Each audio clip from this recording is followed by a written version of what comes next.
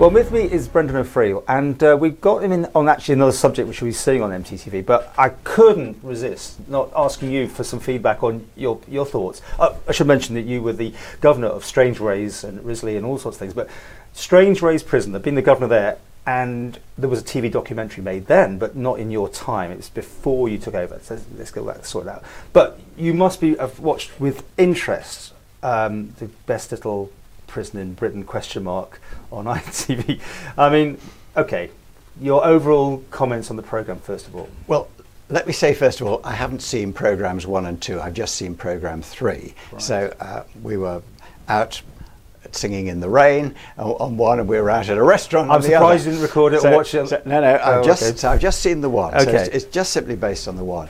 And of course, I have a lot of interest and experience of that original Rex Blumstein documentary, which was the very first time cameras had really been let into prison to do a fly on the wall approach to Strangeways. That was seismic changes. Oh, it was extraordinary. To see the conditions in there. Absolutely. Slopping out and the violence and well, I mean, the cameras seem to have a pretty free reign. I mean, they did a terrific job, because it stands as a record of really what was going on in 1980 to 82 in the prison service. And the riots were after that, weren't they? Oh, the riots were in 1990. In your time? Yeah, that's right. I mean, riots tend to occur when you're getting things, when you're improving things, because I think in a sense, when things are absolutely dreadful,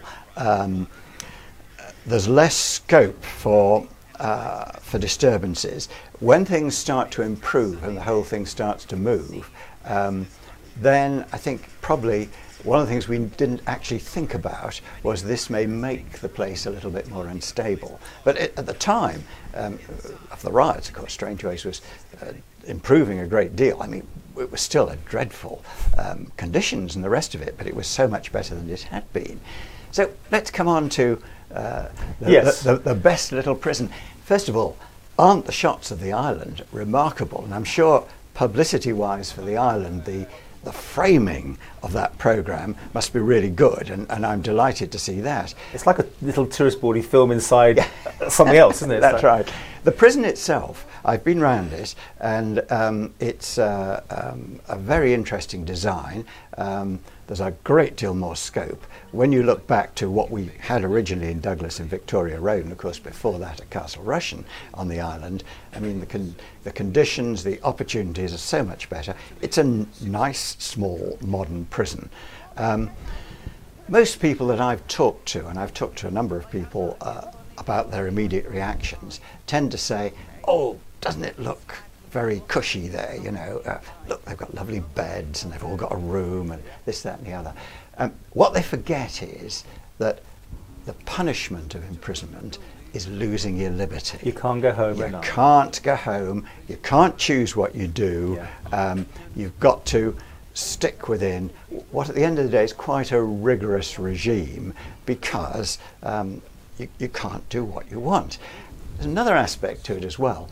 You're actually in there with the same group of people who you, I'm sure, wouldn't necessarily have chosen to be there with. And some of them you may find quite difficult. So imprisonments, the pain of imprisonment is you can't do what you want. You're stuck there. You're away from your family and your friends, and you're with people you don't necessarily want to be with. And I think it's important people think about that, rather than, oh, the conditions look rather nice, and I wouldn't mind having a bed in there. Let me tell you one thing. I used to get lots of visitors at Risley, where we had some nice new accommodation just being built.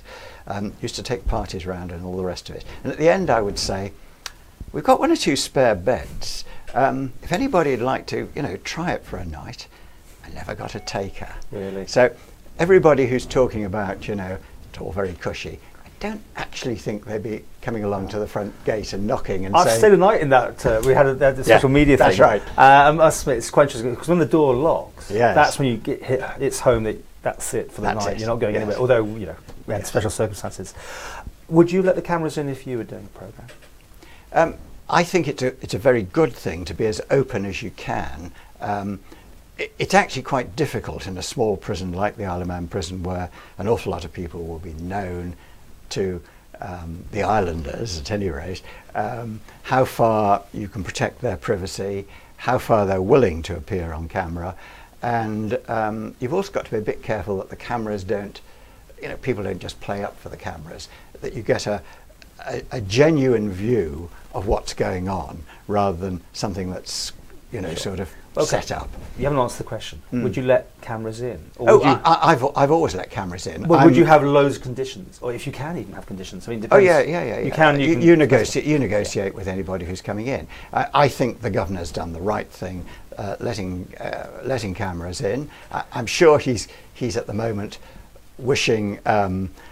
wondering whether he's done the right thing, but I'm sure he has, because at the end, we've got to be as open as we can about the issues, the problems, what the solutions are. And what the governor should be very proud of, as I understand it, they've been getting some quite remarkable results in terms of the drop in reoffending. And anything that brings down reoffending, which after all is probably at 60-70% across in the UK, if we can get that down well below that, we're doing well. And everybody should be contributing, because the quicker we can stop people offending, earning a living, paying their taxes, contributing to society, the safer we all are. Absolutely. Back to the programme though.